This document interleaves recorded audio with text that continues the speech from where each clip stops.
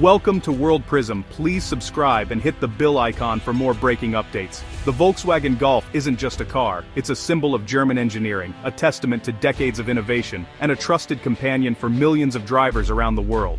For generations, the Golf has represented everyday reliability, practicality, and a sense of understated style that made it a favorite across continents.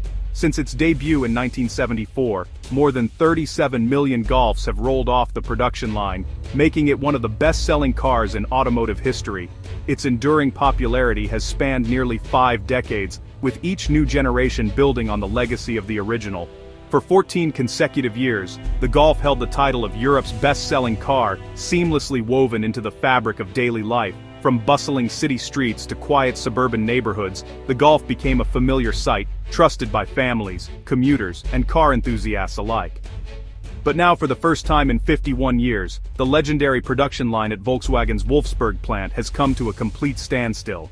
The once busy factory floor, where generations of Golfs were assembled, now sits eerily silent.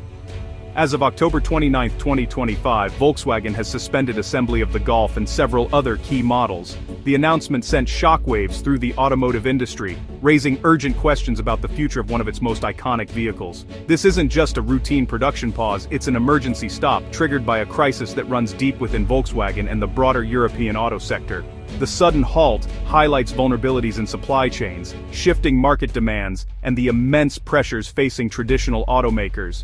The absence of the Golf leaves a gaping hole, not only for loyal car buyers, but also for thousands of workers, suppliers, and dealerships who depend on its steady production. The ripple effects are being felt throughout the industry, from parts manufacturers to showroom floors. Investors reacted swiftly, with Volkswagen stock tumbling nearly 3% on the news. The drop reflects growing fears about the company's future, as well as the broader challenges facing automakers in an era of rapid change and uncertainty. Today, the silent Wolfsburg factory stands as a stark warning. Even the most enduring icons are not immune to the fragility of modern industry. The fate of the Golf now hangs in the balance, as Volkswagen and the entire sector grapple with an uncertain road ahead. The culprit behind this massive shutdown? It wasn't a major engine failure, a labor strike, or even a cyber attack. Instead, it was something almost invisible to the naked eye, a component so small, most people never even notice it. A tiny semiconductor chip, one of thousands quietly embedded inside every modern car, tucked away behind dashboards, under hoods, and inside control modules. These chips, manufactured by Nexperia, are the silent conductors of the automotive orchestra. They control everything from the engine's precise timing and fuel injection, to the touchscreen displays, safety sensors, and even the power windows. Nexperia, a Dutch company now owned by China's Wingtech, has become a critical supplier for the global auto industry. Even though Volkswagen doesn't buy directly from Nexperia, their chips are essential, hidden deep within the supply chain. These chips are often buried inside larger electronic modules, making it difficult to trace their origin. This complexity means that a disruption at one supplier can ripple through the entire system, leaving automakers exposed.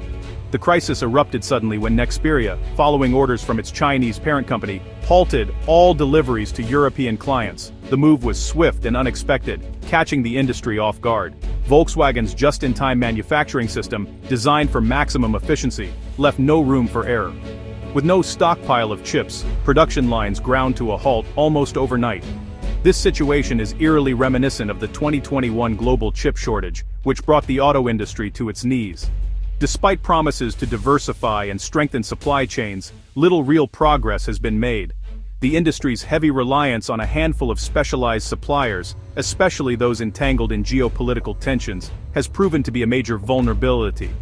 When politics and business collide, the fallout can be devastating. The lesson is clear: even the smallest part, barely bigger than a fingernail, can bring a global giant like Volkswagen to its knees. The scale of the problem is inversely proportional to the size of the component. For Volkswagen, the halt wasn't a matter of choice or poor planning, but an inevitability built into the very structure of modern manufacturing. Now, the entire automotive sector is scrambling to rethink its strategies, searching for ways to prevent a single missing chip from causing another industry-wide catastrophe. The roots of this crisis stretch all the way to the corridors of power in Washington, D.C., where decisions made behind closed doors can send shockwaves across the globe. In recent years, the U.S. government has grown increasingly wary of China's expanding influence in the technology sector, especially when it comes to critical components like semiconductors. In response, new U.S. export controls were introduced, specifically targeting Chinese ownership and investment in high-tech industries. These rules were designed to limit China's access to advanced technology, citing national security concerns and the risk of sensitive information falling into the wrong hands.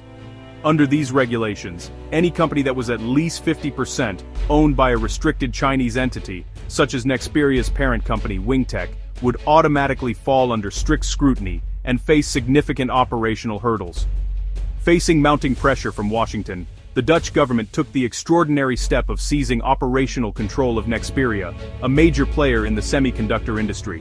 They even went so far as to suspend the company's Chinese CEO, signaling a dramatic shift in leadership. In his place, a non-Chinese executive was installed to reassure Western allies and demonstrate a clear break from Chinese oversight. The move was intended to keep Nexperia firmly in Western hands, protecting European technological interests and aligning with U.S. policy. For the U.S., this was a necessary step to address deep-rooted security concerns about Chinese access to sensitive technology and intellectual property. But in Beijing, the move was seen very differently. Chinese officials and business leaders viewed it as a hostile takeover orchestrated by Western governments, a direct challenge to China's economic ambitions and sovereignty. While the Dutch government framed their actions as a pragmatic solution to a complex problem, China interpreted them as an aggressive attack on its legitimate business interests and a violation of international norms. Tensions quickly escalated, and the stage was set for a fierce response from Beijing, with Chinese officials vowing to defend their companies and retaliate if necessary. What began as a corporate dispute over ownership and control had now transformed into a major geopolitical flashpoint, drawing in governments, corporations, and the world's attention. China's response was swift and punishing, a total export ban on Nexperia's finished goods. Overnight, the flow of vital chips to Europe stopped, crippling manufacturers like Volkswagen. This was more than a business dispute, it was a warning to any country considering action against Chinese-owned firms. The German auto industry sounded the alarm, warning of severe production cuts. The Dutch could control Nexperia's boardroom, but China controlled the factory gates. Europe's dependence on global supply chains was laid bare. The result, a painful lesson in the risks of economic interdependence. European industry was caught in the crossfire of a global power struggle. With chip supplies cut, Volkswagen had no choice but to halt production at its main Wolfsburg plant. Tens of thousands of workers faced uncertainty as the company turned to Germany's program, reduced hours with government wage support. This safety net helps workers and lets VW retain skilled staff, ready to restart when parts return, but the shutdown's duration is unknown, and the anxiety in Wolfsburg is palpable.